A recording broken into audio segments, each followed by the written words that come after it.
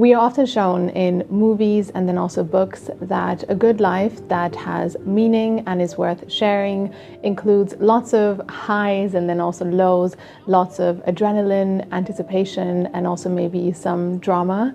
But is that really true, or is it simply what we have come to believe?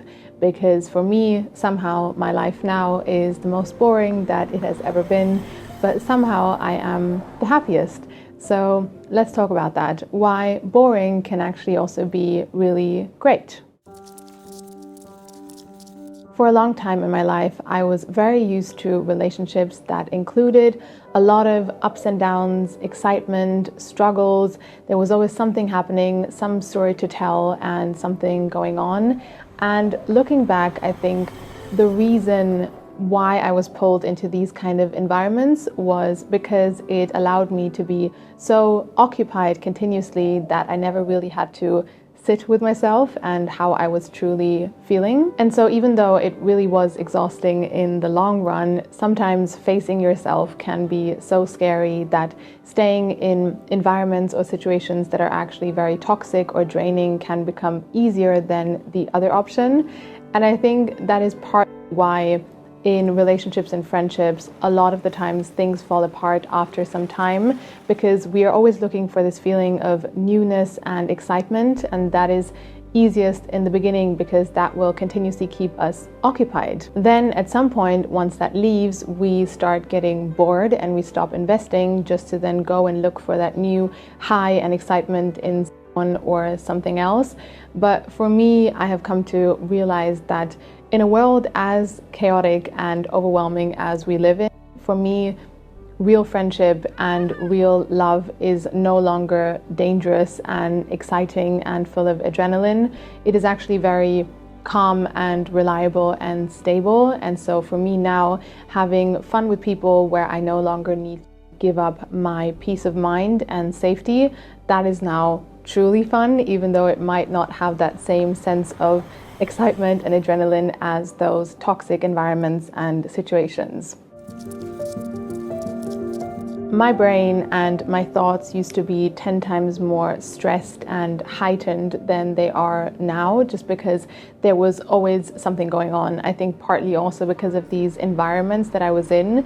And so if you would go back a few years ago and spend a day in my head back then, that would probably make a very exciting TV show or something that you could watch, because there was just so much going on, so many ups and downs and drama and adrenaline, and it would probably be very exciting to watch as an outside viewer. But now if you would spend a day in my head, I don't think anyone would want to make a TV show out of that. The entire cinema would most likely fall asleep. Changes that I've made in my environment and in my life have really allowed me to very much calm down my thoughts and whatever is going on in my head. And there is so much peace in that, because it allows me now to have so much more space to really focus on things that actually excite me truly, even though they might not be the kind of excitement that someone would want to watch in a TV show. If you ask many different people on this world about their goals and what they want to achieve in their life, many would probably say that they have very big and extravagant and exciting goals they want to achieve in their life. And I don't think there's anything wrong with that. It's just that I've been there. I did that entire thing and it just never made me happy. And so now my goals in my life are really smaller next steps that I can take. I am aware of the bigger things that I want to achieve, but I'm focusing on the little things that I can do in between, because that way I have fun on the way. I would rather have the goal next month I want to have more conversations with strangers, rather than saying next month I want to have more money or more validation or more success. Those things would probably get more attention, more people would see those things, more people would compliment me on those things, but does that make the other option boring? I mean, that's perspective. In my eyes, truly not. The meaning of boring can also be different for everyone, because I do not mean that I sit there all day doing nothing.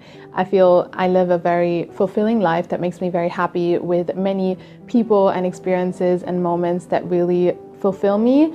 And so it's not that I mean that I miss out on life. I would never want that to be the case. But my life now is boring in a way that me a few years ago would probably feel very overwhelmed with the amount of time spent alone, the amount of time spent in comms, and the lack of excitement and adrenaline and just things going on. And I think a lot of people talk about how hard it is to be in exhausting environments and relationships that are draining, but I don't think a lot of people talk about how sometimes we can actually stay there on purposely, because the other option of having to, there's something flying in the air, the other option of having to face ourselves and having to face how we are feeling can actually be much more scary. Of course, that's not a one-on-one. I mean, sometimes we also stay in draining situations because we might be a victim of a situation or because we can't get out, and that's not really what I'm talking about. I'm more talking about the other kind of situations, I think, that we all know. And I mean, I still have sometimes moments where I sit there completely overwhelmed with what to do with my thoughts and my life, because whatever used to occupy me and fulfill me and make me feel excited is no longer there, because I have consciously made the decision that I don't want those things in my life. But safety can be sometimes very scary if lack of safety is something that we are used to. So that is all I wanted to share for today. I really hope that you enjoyed. I would love to know in the comments down below, what is one thing that you used to feel is boring but you now actually really enjoy doing? I would love to know everyone else's thoughts on this. And yeah, thank you so much. I really hope that you enjoyed, and I hope you have a beautiful morning or evening or night, and I hope to see you in my next video.